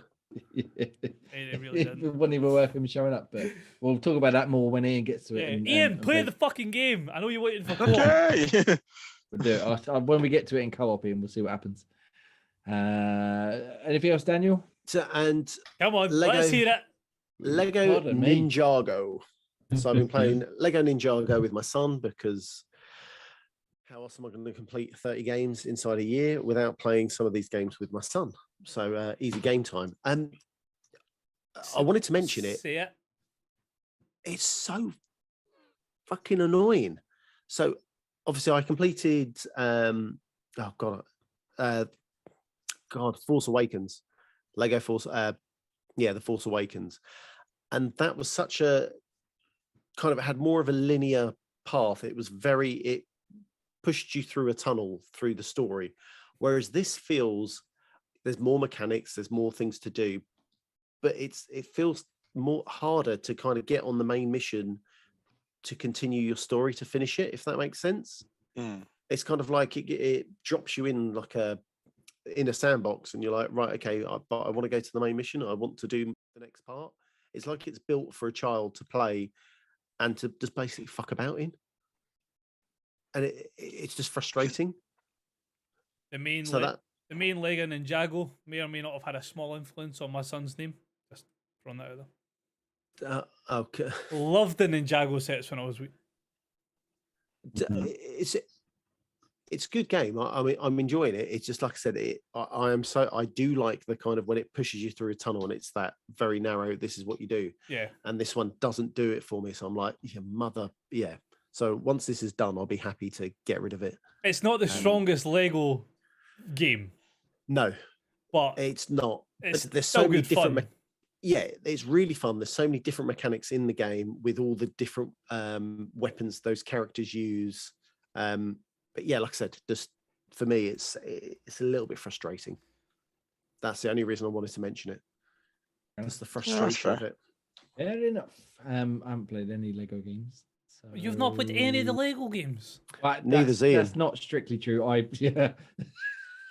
right, Graham, calm down. I played Lego Harry Potter the other day, about 5 minutes before the kid got bored, and that's about it. So, oh, you've not lived. Yeah, the Lego Star Wars games are amazing. Yeah, can't wait for the Star Walker saga to come out later this year. I'm not allowed to play any more Lego games. You mean your wife's not? Anyway, moving on. Your wife's too busy. Right, Ross, tell us about the game you've been playing. It's some small title that's called, I don't know, Zombie something. Yes. Dying Light 2. The long awaited 6-year gap between this and the first one. It is. Oh. Is it everything you dreamed of? Yeah. And more? It's so fucking good. Oh, it's so amazing. It's visually beautiful. They've made it a movie. They've made it a game version of I Am Legend. It's got this beautiful contrast of rundown buildings and then beautiful greenery if you go up on like the roofs and things like that. So it basically, like, it gives you the idea that the higher up you are, the safer you are. Zombies don't tend to go up on roofs. The natural life is still up on roofs, so there's like bees, birds, trees, flowers up on the roofs, everything. So it wants you to try, and obviously if you want the best experience like that, the higher up you stay, the more the world has remained the same type idea. And it's just like, you know that starting scene in I Am Legend where he's out hunting, and it's all the greenery right in the middle of Times Square, and then the lion mauls the deer. It's just like, obviously you've not got the deers and the lions and that, but it's just the mixture between nature taking over the world again and run-down metropolises. It's just such, like, the landscape that you're in is so beautiful to look at. the gameplay, like I say, the way that they've done it is very much I Am Legend. So if you're out in the daytime, you'll maybe come across a big group of zombies in daytimes, 5 zombies, 10 zombies at a push, because they tend to stay indoors to stay away from the sun. You go out at night and you're better being indoors because all the zombies have went outside. And it creates a lot of different unique circumstances. So you don't to get from point A to point B at night is a lot more difficult than during the day because obviously there's a lot more zombies to encourage. But then when you get to the buildings to complete the missions, it's much easier to do it at night because the buildings are empty. Doing it during the day, you can get to the building much easier because you're not encountering anything, but then you've got shit tons of zombies to deal with when you get to the building. So it's they're inside hiding. Yeah, because they're inside hiding. So it's like a risk-reward thing. Do you want to try and survive the night to have the easier building, or take the easy path in the day and have to survive the building when there's hundreds of zombies in it? Is it like a real time? Not real time. Not real time, but you do have like the day-night cycle. Yeah. Yeah. So you could, in theory, run through the day to get to the building and then wait for night to come in and then go in. Okay. You've also got the option to, if you sleep during the day, it goes to the very first minute of nighttime. If you sleep during the night, it goes to the very first minute of daytime. So you've got the option of doing that. The difference with this one there as well, so like in this one you can unlock safe houses, or not safe houses, it's just rooftops that are converted into like stations that you can stay over. And that gives you an idea of your security, stores, things like that. The other thing that makes the nighttime a wee bit more interesting as well is very minor spoilers. You're infected. That's one of the parts of the story that you, like in the first 5 minutes you discover. And because you're infected, the nighttime makes your body want to turn more zombied. So when you go out at night, you have a very limited amount of time to do everything, because if you don't do it in that time, you die because you basically turn into a zombie. It just there's so many different things that it uses to its benefit that make you it's not just hack and slash. You actually have to plan out what you want to do based on time, based on what it is you're actually trying to achieve. So there's a lot of different styles of missions, whether it be... So in the first game, there was the big faction, and it was the GRE. They don't really feature that much in it, but all their buildings are left behind, which have loads of good shit in it. And you have to decide what's the best way to tackle them, because they're not easy to get into. So if you do it at night, trying to get into the building's a bastard because you can't get near the building. But then if you do it during the day, once you're in the building, it's a fucking bastard to try and navigate, because every time you turn the corner, you've got 15 zombies waiting in a room fucking no bigger than this bedroom. So, yeah. It's so far from what I've played. I've been doing a lot of the side stuff, a lot of the sort of just the grind of gathering resources, unlocking safe houses and things like that. But from what I've played so far, I think I must be about, in my co-op playthrough, probably about 10 hours in. And co-op is definitely the way to play it, by the way. If you can get somebody to jump into the game and play it with, co-op is fantastic to play it with. One, just for having somebody else to play it with, and two, just the enjoyment factor of you can sort of, it allows you to tackle things differently, because you can have one person that wants to go in and do, so the person I'm playing was playing it as quite a tanky build, big two-armed weapon, loads of health, will jump into the middle of a fight and take everybody out, whereas I'm playing it as quite a bit of like it's called Ranger in the game, and Ranger's more of your stealth type idea. So I've got like a lot of skills and things like that can do critical hits. So I can jump off buildings, one-shot guys in the back, and it means if they don't notice I'm there, they do more damage. So it's quite good having different playthroughs that you can do in it. But yeah, I think I rated it 9 on the website. I don't know 9.8 in the end. Yeah, I think it meant. I think I meant it to come out of 10. I think the only thing I didn't vote as 10 is audio. And that was because I was playing it in a different room than I normally game in. I usually game in my living room with my surround system. And I just had my headset on, and it still sounded good, but it's little things like you can be running through the rooftops, and all of a sudden you'll hear a baby crying. And what the why is there a baby on the rooftop? And then you turn around and it's like people sitting around a campfire because that's their safest place they can be.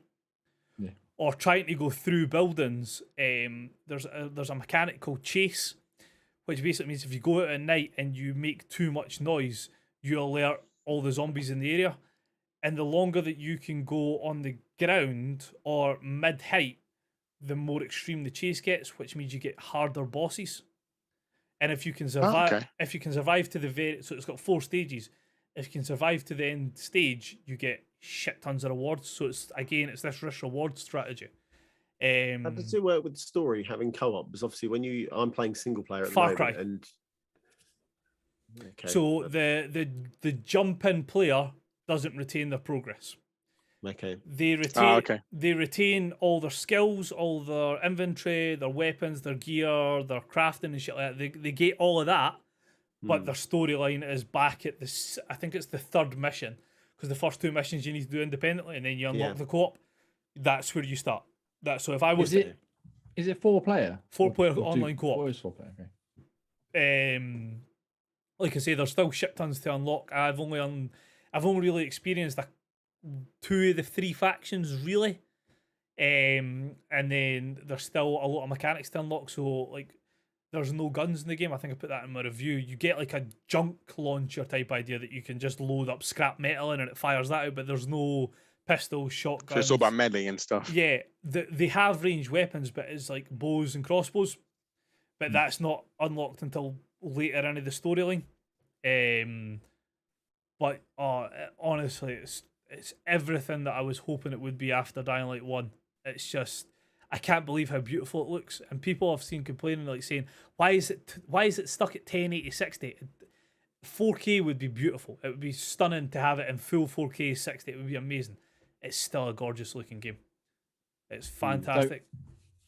Going back to what you said a second ago about the factions, there was quite a lot, but way before it got delayed, about you could side with, I don't know what their names are, one faction, and you could give water to a town, or you could side with another. So and there's is that still in there? Or? So I haven't got. Again, like I say, I've been doing a lot of side quests and a lot of gathering and things like that. So I've only done, I think I've maybe done 4 or 5 story missions, and that's the factions are now starting to come into it. The water towers, which are one of the things that are like the resources that they really want, that's an unlockable. So you can't do the water towers right at the start. You have to wait to X amount of time in the storyline to do them. So you've got the peacekeepers, which are meant to be like the military type idea. They've almost like taken over the GRE. They're trying to keep the streets safe from the zombie outbreak, but they play hard and fast with the rules. So like, if they'll try and take out zombies, but if they think you're doing something you're not meant to be doing, they'll kick your ass as well. There's the survivors, which are basically what you are. You're known as a pilgrim because you travel between cities, but you're pretty much a survivor. You live your life as good as you can in a zombie apocalypse. And then there's the next group, which is the renegades, which are, from what the very limited experience I've had to them, they're meant to be the bad bastards of the game. Yeah. But in Dying Light, it'll never be that simple. They'll be portrayed as the baddies, but then the peacekeepers will be like the big brother type baddie. Yeah. They allude to that right at the beginning, don't they? When you meet your second kind of friend, you meet a second friend, and they're there kind of beating up a zombie and helping this lady, and the character kind of turns to you and he says, "Yeah, do you know they protect you, but they'll do that stuff to a human. They're not against turning around and beating the shit out of you as well." Yeah. Which was good. So as much as they're portrayed as the goodies, they've not got they're not all saints. Yeah. But no, so it's fantastic so far. So the idea, I really love the idea, but the problem I've had with Tech Clan games in the past, like Dying Light 1 and Dead Island and stuff, was it just didn't work very well. There's a lot of bugs, a lot of issues. You run into much of that? Like I say, I'm close to 10 hours. I've had 1 crash. That's not too bad. And that normally happens in most games. Yeah, same with my mate as well. We've been playing it co-op. He crashed once, I've crashed once, and to rejoin, it's like that. I haven't had any dropouts. There's no. there's nothing negative about the co-op experience, so it works seamlessly. It's a simple case of, like Forza's a bastard to join as a multiplayer session. So like you can, like, I can pause my game, online play, click into his name, join, boom, drop in, simple like that. They've got fast travel, so that if he's at one part of the map and he's went down on the ground route, I've went up on the roof, and he gets in trouble, I can fast travel to him just by holding down. So it means I can come and join him like that. So it's really synced up that way. Trading with your co-op partners, it's not just trading as much. It's just if we're in the same room, I'll drop something, you can pick it up.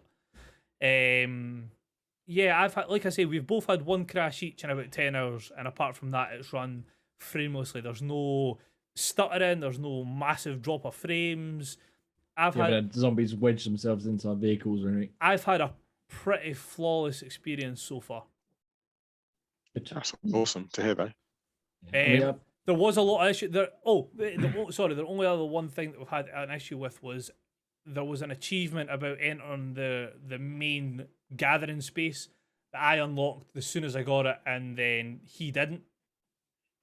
But apparently they'd say that there's a patch coming. The patch came out, and the achievements or the trophies have pinged now. But they've been, that's 2 patches they've put out since the game launched, and it only launched on Friday? Thursday midnight. Thursday midnight. 3 days, yeah. And that's 2 patches they've put on it. So they are on the ball in regards to getting the game fixed. Good. But no, like I said, I've seen loads of negative press about it, a lot of middle of the road reviews and things like that, and I honestly don't understand why. I'm having a great time on it. People complaining about, there's no way to repair weapons, which, okay, fair one, but what Techland have actually came out to say to us is because they want you to play in different play styles. You've got one-handed weapons, you've got two-handed weapons, you've got ranged weapons, you've got close combat weapons, you've got blunt weapons, sharp weapons. Weapons are literally 10 to the dozen. They're everywhere. You turn the corner and there's a pipe, and there you go, there you've got a weapon. It's not as strong, is it? Yeah, it's not strong, but it's not. The thing is, and that's what I like about this game. I can go through this game, maybe not the full game, but you can go through quite a massive chunk of this game and not fight a zombie if you don't want to. Okay. The parkour element of it is fantastic. Absolutely stunning how, like, the way that they've done it. So there's no sprint button in it. You gain speed by not breaking your stride. So if you can keep, like, just hurdling items and things like that as you're running, that's you hit at top speed. And it works just so perfectly, just like going between building to building, scaling walls, everything just goes so smoothly. But you've got to jump with the RB button. That pisses me off. Yeah, R1. Can you remap it? You probably could. Probably. So you have to jump with RB or R1 or whatever you're playing on. You could probably remap it, but the parkour element of itself, I think I put it in my review. It's a hybrid between Dying Light 1, which was still really good, but they've introduced it's more floaty. So like when you jump almost like you've lost a bit of gravity. Okay. I know what you mean, yeah. And it's very Mirror's Edge like. So it sort of combines the two, and the whole wall running, not breaking your stride when you're jumping over things, Dying Light type idea. And then this floaty style for Mirror's Edge where you can cover vast distances because of the way that they do the jumping. Like you can sort of do like double jumps in mid-air type idea. So like you jump and then you turn it into a front flip, which gives you more momentum to cover extra distances. So you can jump and then like put your foot on something and push off to jump higher. They've really nailed the parkour, because I think, did they not say, I need to double check, but they brought in, I think, was it 30 experts from like the International Parkour Association or whatever it's called, to double check all the parkour stuff to make sure that it was as accurate as they could do it, but obviously they couldn't do it perfectly. Storer, that's what it was. STORROR were brought in to do the full sort of parkour style of it. I think it was a guy called David Bell, I'm sure the name was. And basically anything that you can do in the game you can do in real life, being that it's maybe a bit more floaty and dramatized, but the moves and things like that they do are all very what you would do in real life. Yeah. I mean, I'm not gonna lie, you are selling me on it quite a bit, but I think I'll wait a little while before getting into it. It would be fun to play through, I think. Honestly, the best thing that I can It does seem fun. The best thing I can recommend, like Gray, no, who's it's not about Gray, you don't like zombie games, does it? No, you don't like stealth games. Yeah. Right. You can do stealth, but I would highly recommend like jumping in co-op. Because co-op makes it even better. I mean, like when I was playing it by myself, it was fantastic. But the co-op element like takes it up a level.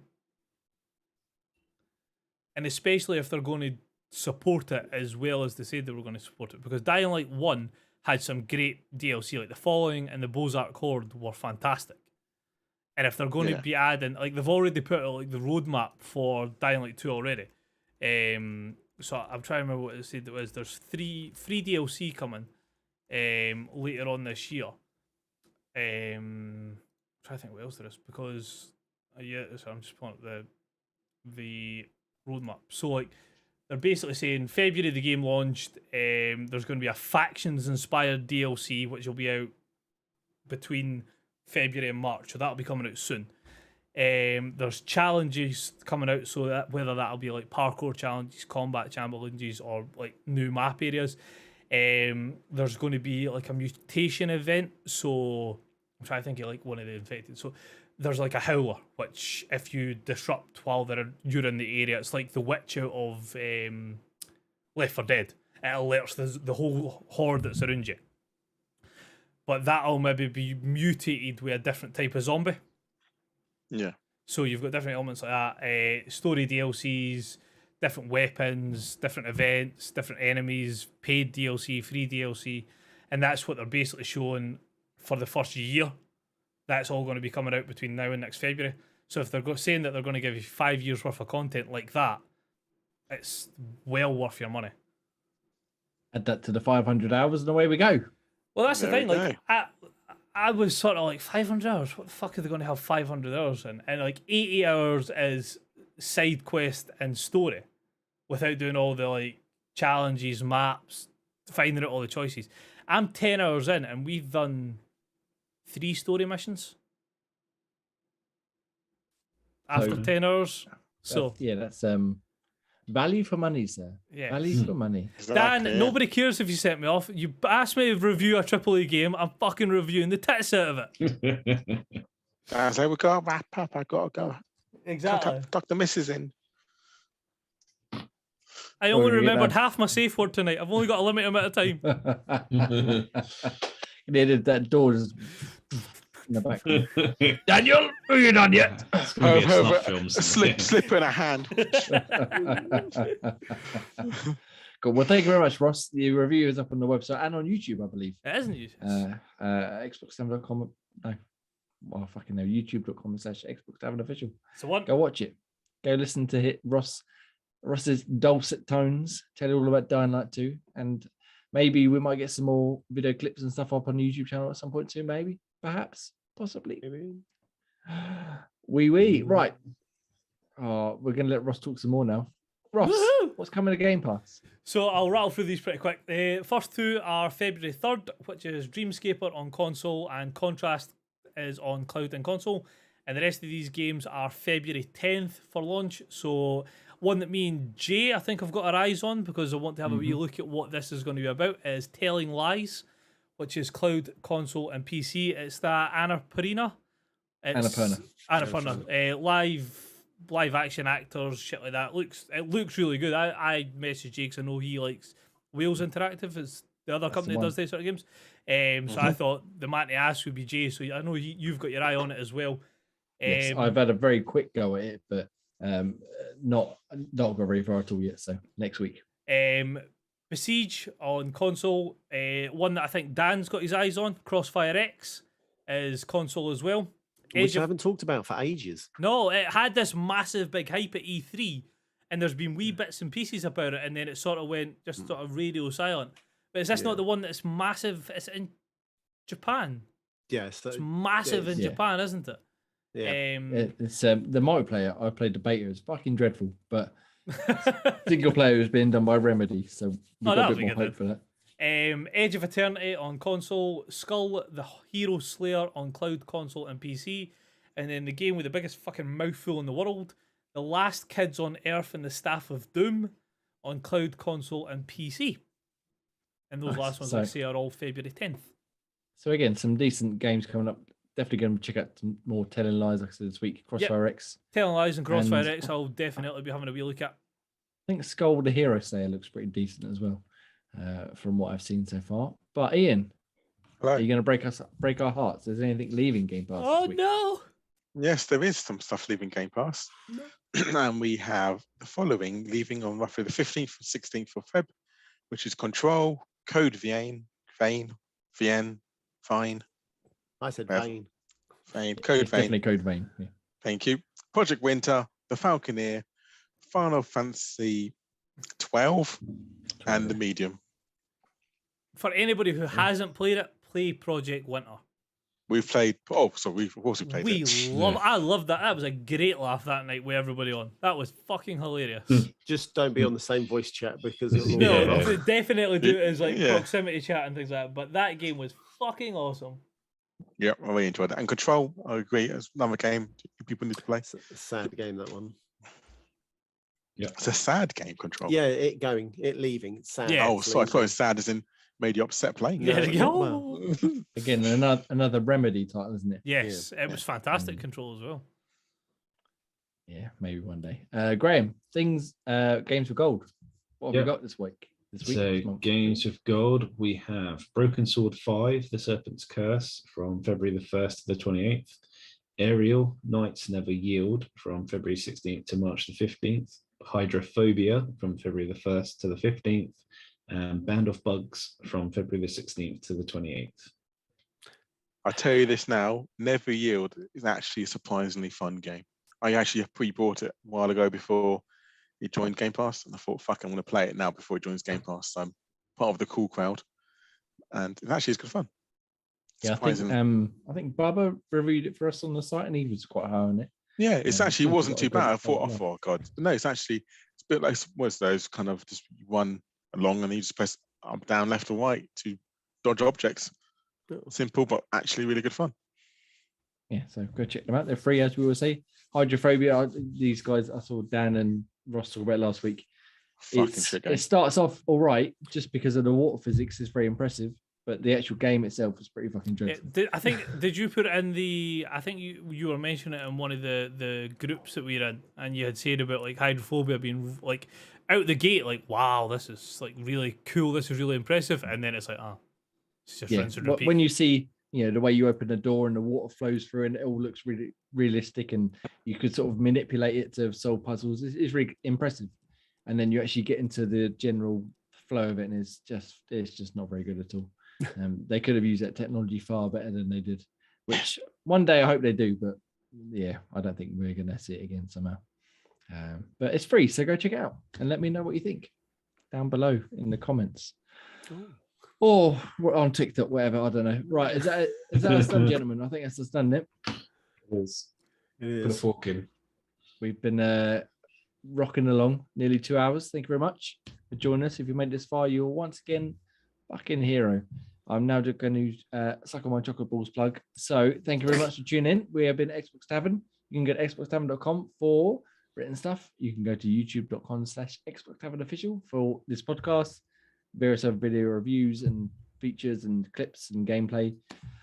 TikTok, Twitter, all that sort of stuff. Just search Xbox Tavern. That'd be wonderful. I've been Jamie, and I am at Enexant. You can follow Graham, At Grim Reaper. Ross, Chaotic8389. Ian, And Nutty Ray. and Daniel. On my chocolate balls. Oh yeah. Love you all. Thank you very much, and we'll see you again next week. Love you, bye. See you later. So folks.